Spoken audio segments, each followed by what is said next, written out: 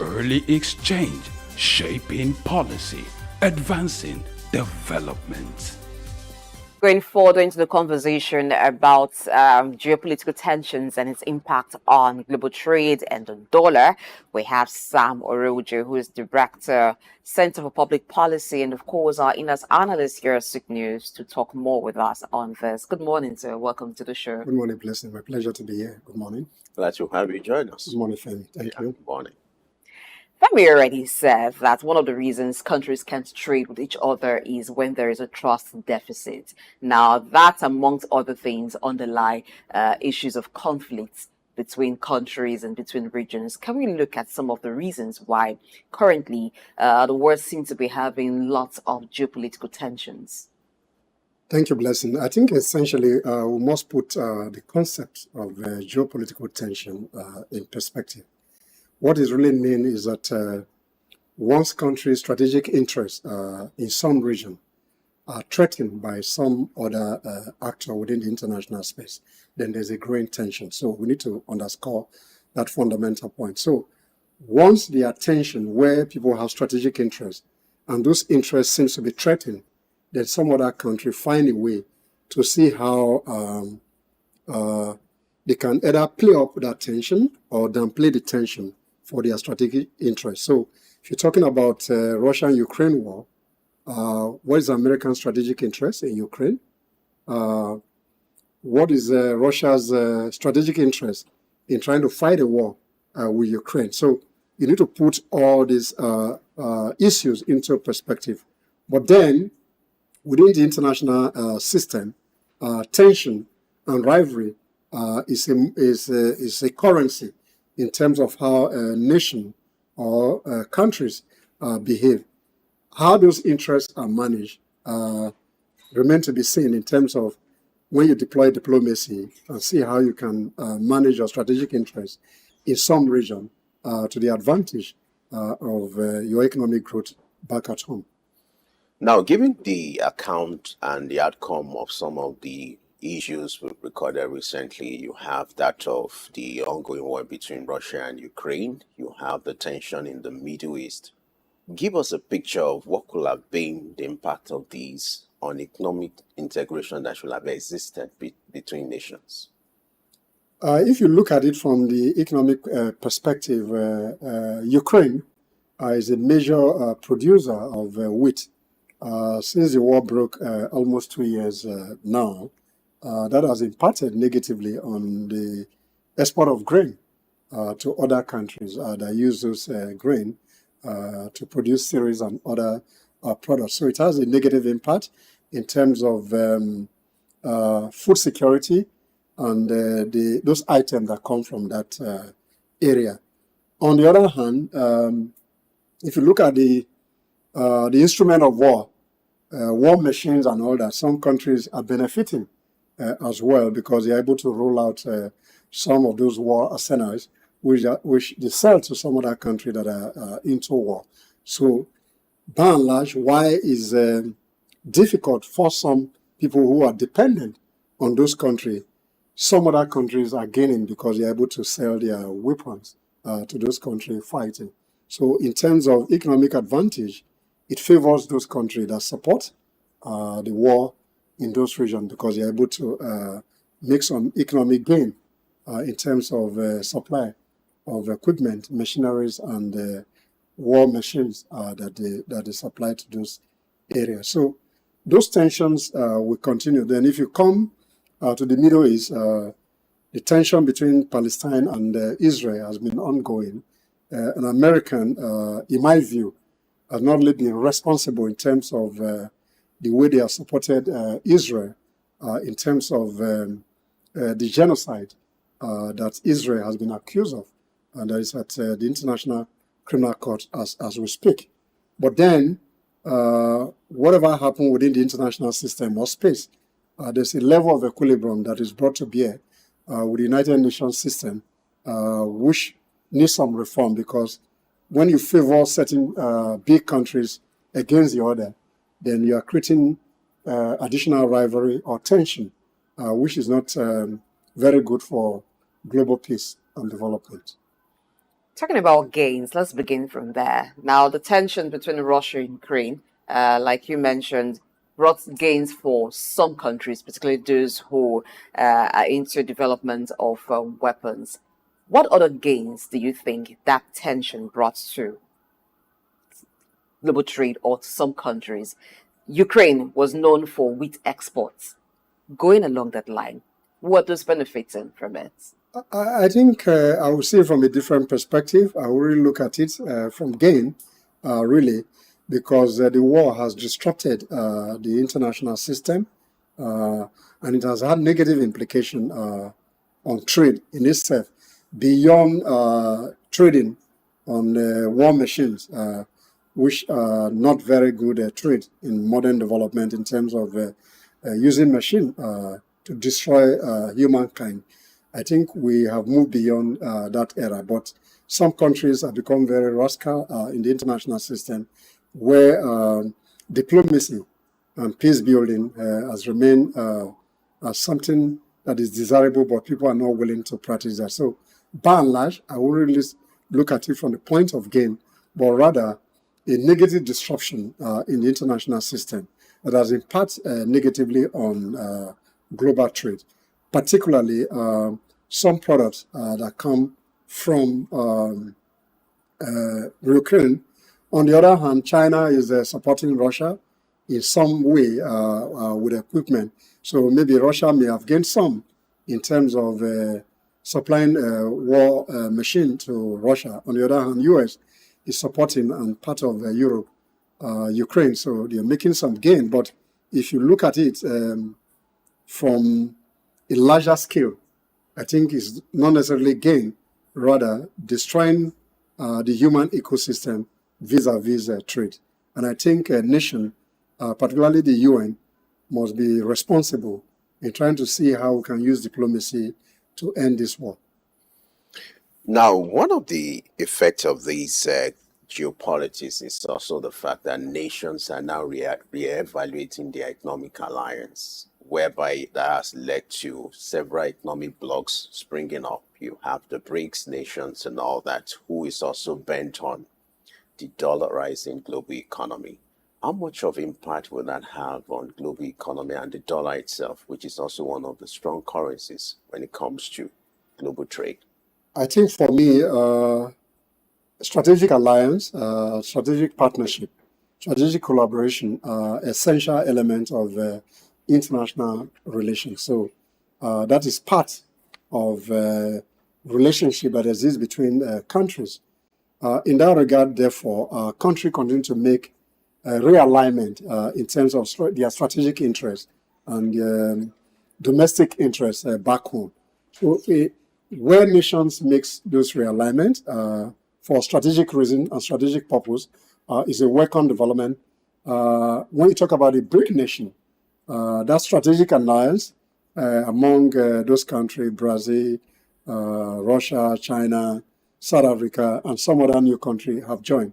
What you're trying to do within that economic bloc, as it were, is to see how they can use that integrative mechanism to see how the dominance of United States of American dollar as an instrument of international trade can be reduced. And personally, I strongly believe that the dominance of the US dollar as a means of financial transaction should be reduced in a way that it can be beneficial to some other countries. So BRICS, other strategic alliance are important, and whenever they are able to bring other means of financial architecture and transactions that can reduce the overbearing influence of America in international trade, I think personally I'm in support of those moves. So alliances, strategic alliances are a dominant feature of international relations.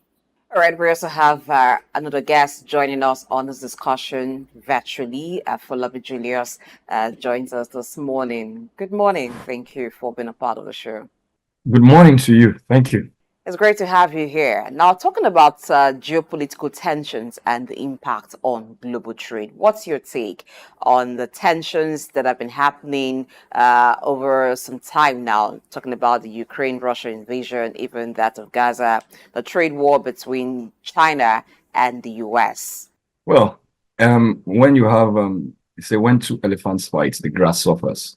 So basically, the tension strain is on supply chains, right?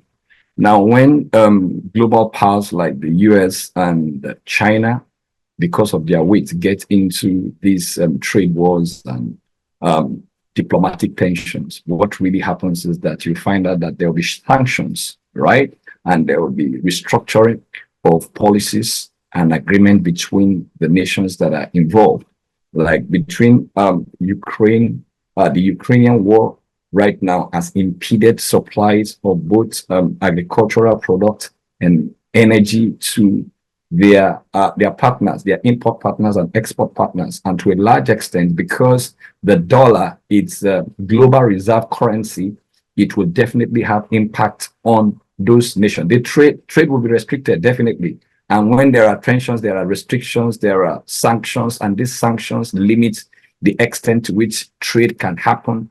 And other dependent nations around begin to review their reliance on such unions between the two of them. So when this tension, this is what creates tension. The tension is basically just like your guest in the studio has already mentioned, it's basically based on interest. There are diplomatic interests, there are economic interests in these two giants that are involved. So, and when this happens, the tension goes on supply chain. The impact is on supply chain because there will be restrictions, there will be sanctions, and it is these sanctions that determine the volume of trade and who you trade with. And to a large extent, too, the smaller nations determine who their alliance is, who their allegiance and their alliance will be onto. So to a large extent, where you think that there's more refuge for you in terms of both economic and diplomatic ties is where you lean onto. So, and there is the interest of China in disintegrating the monopoly power of the United States, right? We don't want this, single obligor monopoly, right, as a global power. So there is that tension to diffuse power and control. That is it. Normally, it can be diplomatic interest, like I mentioned, but this diplomatic interest will consequently affect the economy of all, not just the nations involved, but all the other surrounding nations that enjoy what individual peculiarity and resourcefulness carry. Like Russia has both energy and agricultural exports and oil export that which is their major source of earnings and the rest of them. And because the dollar is a global reserve currency, the people that trade will also consider what the impact will be on their own local currency. So it will affect the local economy at the same time surrounding economy. You also find out that when these tensions happen, the global trade routes are also affected. Like you have the South China Sea, that route, and all, everybody tries to protect their own territory. So you find out that such trade routes will also affect supply chain. My own concern is basically on what the supply chain. Once the supply chain is interrupted, definitely currencies will be affected. So, and the economies of these nations will also be affected. So it's often important to let down whatever the ego of the two conflicting nations or the origin of tensions, right? To let down what our ego is and reconcile in the interest of all. So that's my own take on them. All right. I love your summary, which is about reconciliation. But how easy it is for nations with conflicting interests and with political tension that we experienced in recent times, looking at what is playing out between Russia and Ukraine, you have that of Israel and Hamas. How easy will it be to achieve this kind of reconciliation? And when it comes to protecting interest, what should be the priority as against the sovereignty of these nations? Now, the issue about reconciliation is this: there is what you can give, and there is what you can take, right? What exactly are the bones of contention? These are the core issues that must be discussed. We must be ready to sit down on a table to address it. Most of the time, we are not ready to sit down because of what? Our personal interest, right? Now, most of the time when there are trade alliances, you might feel that, most of the time you feel that my resourcefulness or my quality outweighs this other party, but this person feels more comfortable to trade with this particular person. This other person feels that what the monopoly of this particular person is becoming too much, and they are encroaching into my market share. And you see it. So the basic consideration when you come to business and economy is that we want to have a larger market share, but we can come to break even. Right? Break even does not necessarily mean that you have a larger market share. What about the support that you give to other? Global peace should be primary, right? If global peace becomes a primary concern or a primary issue, then it will be easy. Reconciliation will be easy. And I also expect that the uniting bodies like the European Union and then reconciliatory agencies, that global reconciliatory agencies and bodies also have a role to play in reconciliation, where we're able to sit down and look at it critically and objectively, right? From the angle of resourcefulness and the angle of what? Global peace, right? And in supporting weaker nations to become what? We become stronger. Balance of power. These are the critical issues that makes reconciliation easy. What am I ready to let go in protection of territory, right? What are the encroachments, right? In what way is Israel a mass? What has lingered? You know, most of the time, why this tension and this conflicts thrive is because there are issues that have been unsettled. Past unsettled issues that have transited from one particular generation to another, that has not been addressed. Problems come back when you don't address them very well from its roots. So we have to deploy the root cause analysis to check what exactly is the bone of contention in this conflict, and what am I ready to trade off, and what am I ready to also take. So there must be compromise at different levels, right? And most of the time, we must not begin. No global power should begin to look at itself as a single control power, right? We want to dominate this particular sector when the resourcefulness. Thankfully, our resourcefulness are shared. Nature has shared our resourcefulness, and that's why we have balance and international trade, right? The world itself is interdependent. Right, so our resourcefulness has been naturally, distributed in the way that no single person has it all. So, in the interest of global peace and the interest of growing weaker ones, so that we can have balance of power, and then we can have free flow of what? Resourcefulness within one another. I think that is the secret to reconciliation. If we are not ready to compromise in certain areas, and we are not ready to let go our power in some areas and control in some areas, it will be difficult to have reconciliation. And objectivity is the baseline here. So when objectivity is the baseline and global peace is a primary focus, then it will be easy for reconciliation to happen. Everybody is suffering from this war. It is. And having the dollar as a global reserve currency is also an objective issue to be considered. Should the dollar continue to be the global reserve currency? I think these are the agitations of China, because they feel dominated. In some instances, they feel dominated, right? Why should we have this share when we have this? Some people have resources, some people have intellectual capital, some people have a mineral capital. So you see, so there must be balance. What am I giving? What am I getting? And how do I ensure that my neighbor does not suffer from my own my own selfish interest? That's just simply the easiest route to reconciliation. So we have global, conflict resolution bodies to sit down, agencies, the IMF, the European Union, ECOWAS, and all the rest. All these international affiliations must sit down to really look at it. This is in the interest of global peace, right? So that's my view to. reconciliation, do you think it's one that many countries will want to go through, looking at how multipolarized the world system is becoming? And if you look at the struggle for influence over Africa by Europe, China, and of course the US, looking at this beyond the war that we have in Ukraine and Russia, Israel, Gaza, is there actually a willingness, or would there be a willingness by these actors to go through the road to pursue peace? And what will be the end when we have a very polarized system? Now, there is a focus.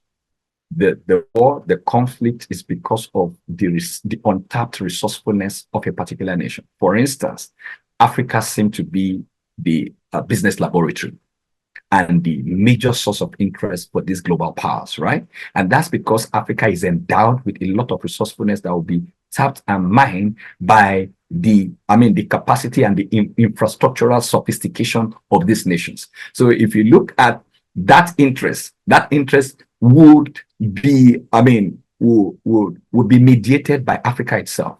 The wake up of Africa itself will determine who deserves our interest, our investment, and our control. In the moment.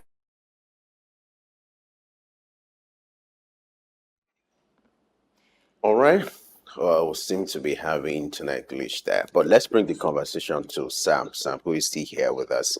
He's talking about how Africa, or the impact of the global tension on Africa. What do you think could play out for Africa with this existing tension, and how can Africa take advantage, if it's possible, in building what I call economic resilience and looking inward to solving its own problem? Thank you very much. If I can build up to the argument he was trying to pull up, there's a challenge. The current global architecture is faulty. First and foremost, we need to reform the global architecture in line with current development. So first and foremost, where United States of America has continued to dominate the financial architecture, which he spoke to earlier in his submission, that again is not sustainable. And I think the dominance of China and trying to see how we can reconfigure the international architecture is a welcome development. So that's to underscore the point he was trying to build up. On the part of Africa, in terms of resource endowment, which he spoke to earlier, was trying to make a point that for African strategic interests, because we are endowed with a lot of natural resource, to what extent can we use this natural resource as a strategic means of negotiating our strategic interests in those that we deal with within the international system? At the continental level, the African Union has not really done very well, in my view, in terms of seeing how we can reposition Africa to be able to compete globally, particularly in terms of using some intellectual capital to find a way to develop our resource, rather than people coming from the West and China to take our resource away in a manner that is not really impacting the citizens. So we need a new architecture that supports Africans' development, in my view. All right, we do have Julius Afolabi, who is a premium business coach and also a value improvement strategist with us. Let's continue with the conversation. Earlier, you had a chain of thoughts talking about Africa choosing the influence to allow, even as there is struggle for the continent. Please go on with that.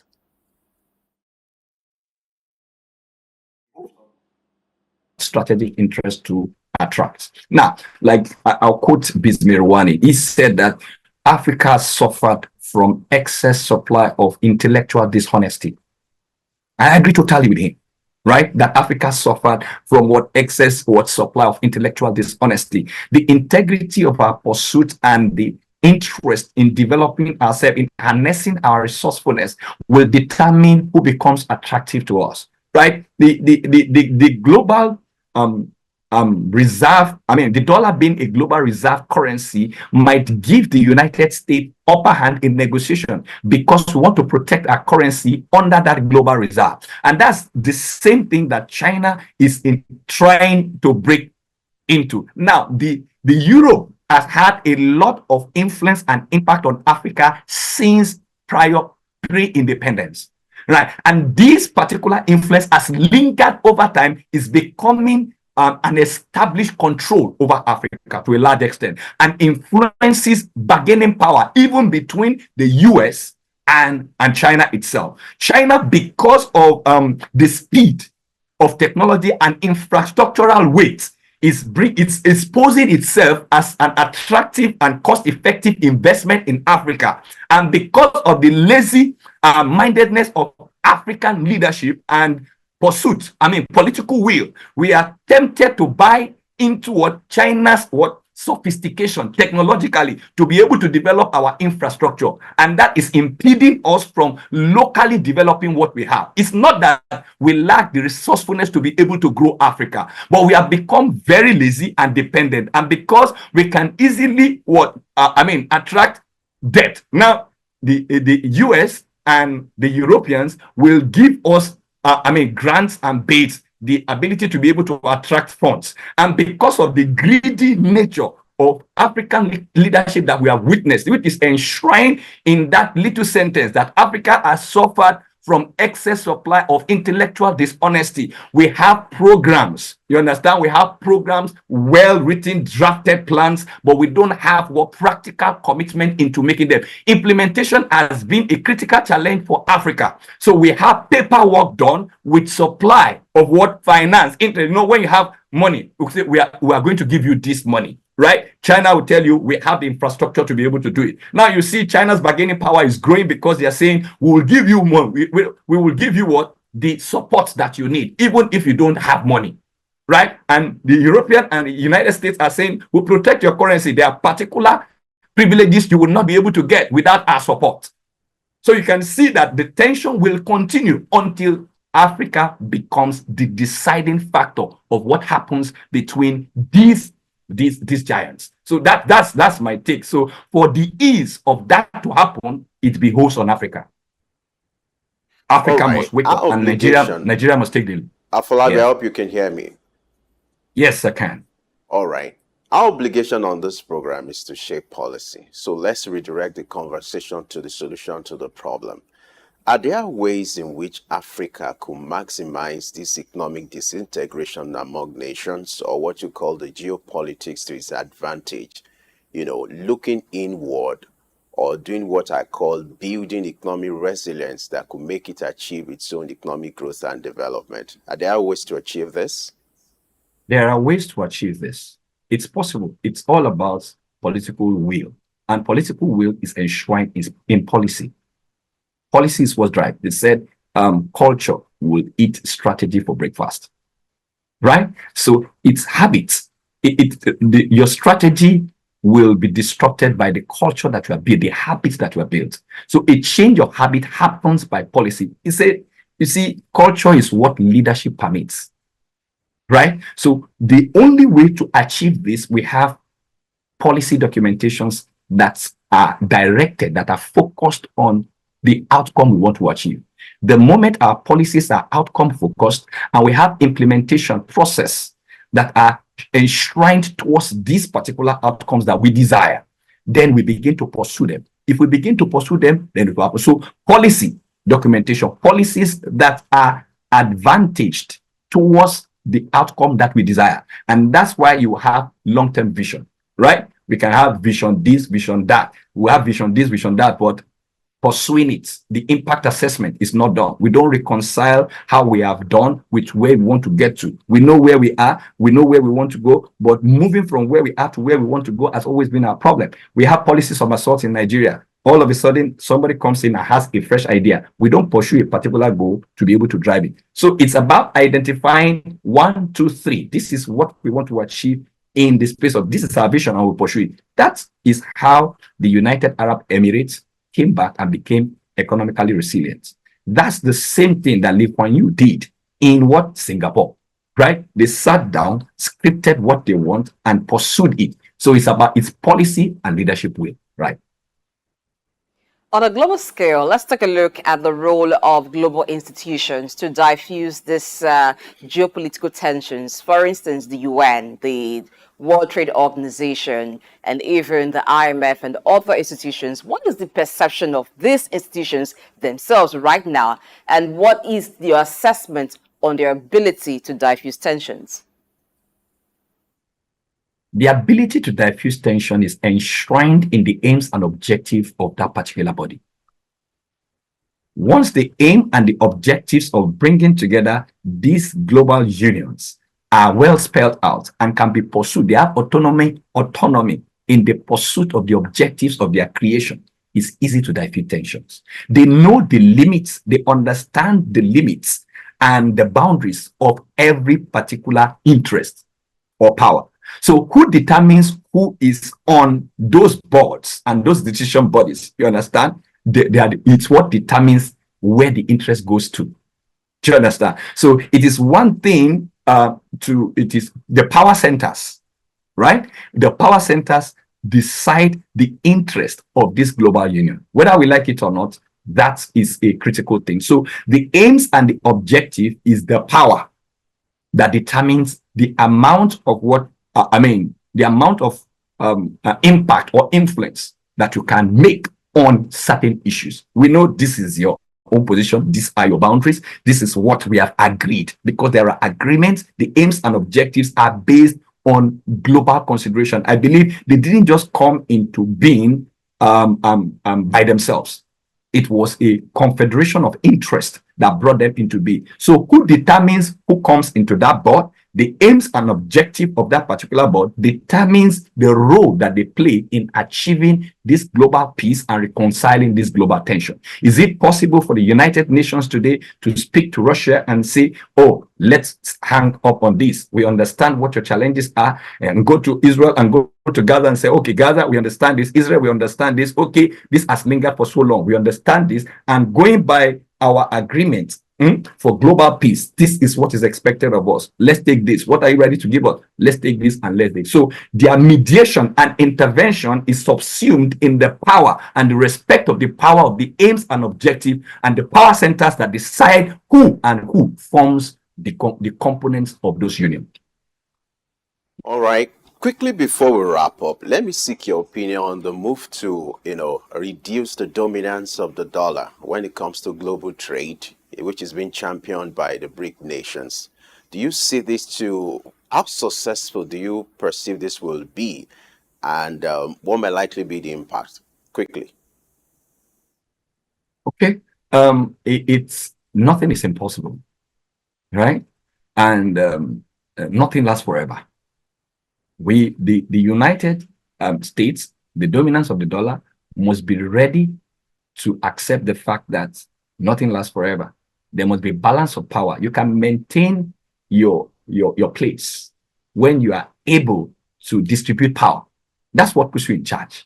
And when there is an agreement, right, it's easy to make an agreement. If the African Union have a unity currency, for instance, that facilitates trade within them, right? There's an amount of power that wields. Now you can now determine agreement between the African nation by the singularity of their currency and the dollar. And then if you now go to Europe and Asia and they have a particular currency, a unity currency in those areas, it strengthens the power of the continent. And that's how we are going to balance power, right? If the African has a unifying currency, that will strengthen the value of each individual nation's sovereignty's currency value, right? And also in international trade, it will also do that. Now, for dollar to continue to exist like that, the monopoly will not cease. But the problem is, are we ready to allow the yen? Which currency are we ready to allow to balance with what? With the US. So in terms of the currency and the balance of that dominance, it behoves on the continents and the ability to match up whatever it is that makes the dollar that dominant force in that area. The moment you are able to match up with whatever makes the dollar dominant, then you are able to do what? You are able to negotiate for distribution of that dominance, which I believe is achievable. Julius Afolabi, premium business coach, improvement, value, strategies, and author. Thank you so much for your time on Early Exchange this morning. Thank you very much. All right, do have yourself a great day. And you too. And Mr. Sam, who's always been here on the show, whenever we're calling you, you're more like an anchor now. The last time, so we're going to make you ambassador of development, right? And culture. So we're increasing your profile, but they adding more feathers to your cap. Thank you so much for being on the show. I have a feeling that you have one line of thought to just drop before we wrap up. Yes, indeed.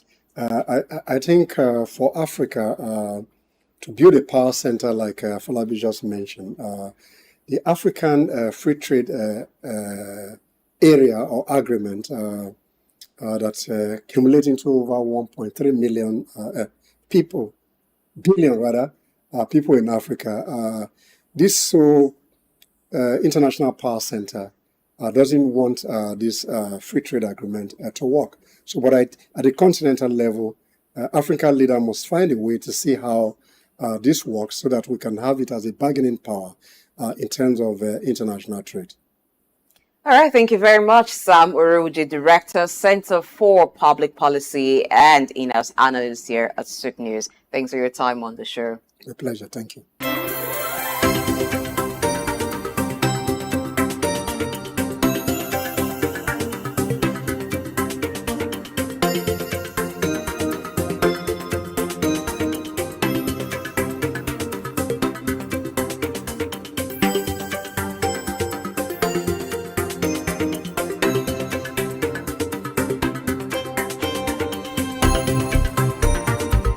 Early exchange, shaping policy, advancing development.